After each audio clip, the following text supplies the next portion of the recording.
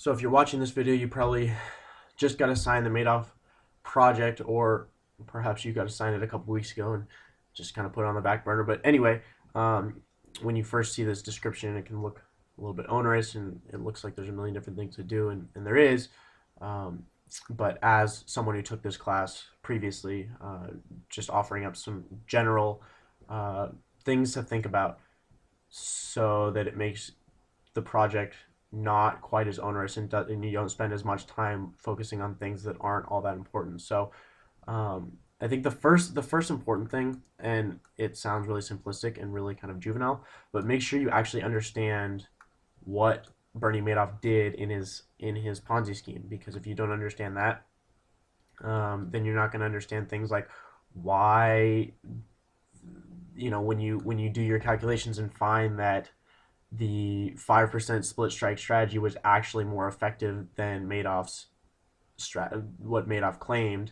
Even though Madoff claimed that he was using a 5% split strike, it'll make more sense to you, and you won't be spending time trying to wrap your mind around that. So try and do that on the front end. Don't skimp out on this background. Um, Number two, you're going to want to think in terms of what your job is in this project. You are a quote unquote money manager, and so you're working for CalPERS. And so think about why CalPERS exists, what kind of uh, funds they deal with, who they serve, what their investment objectives are. That'll help you on the back end when you're talking about what is the best combination of the split strike strategy that you should recommend that they use, because that's a big part of it. You'll see 75% of the projects, or 75% of the project is going to be the same for every single group, um, because you're dealing with the same data and you guys are going to come up with the same things. Um, but then that last 25%, that last little bit about what what you should be doing, what you recommend that CalPERS use, excuse me, and why, um, is going to be really important, and that's kind of going to separate groups that you can tell know what's going on from groups that really don't. Um, Number three, just kind of talking about things you should be finding. Um, you should be finding things like this. I have no problem releasing this. This is the monthly returns. You should be having these kinds of graphs, where Madoff is the dark blue, S&P is red, et cetera, et cetera. You're going to want to go look at those things.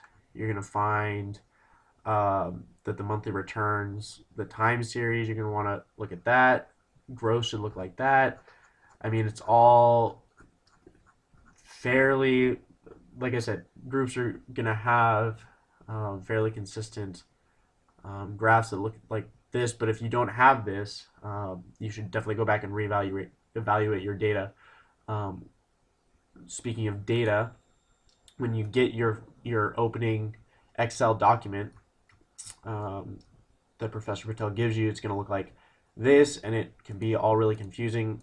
Going to suggest right at the bat, just port it all into one big sheet, and then start going from there. Make sure you get your calls and your puts and that kind of stuff up at the top, so that way you can start understanding and look at returns here, uh, dividend yields, things like that. So it's all kind of in one area, and you're not having to flip back and forth.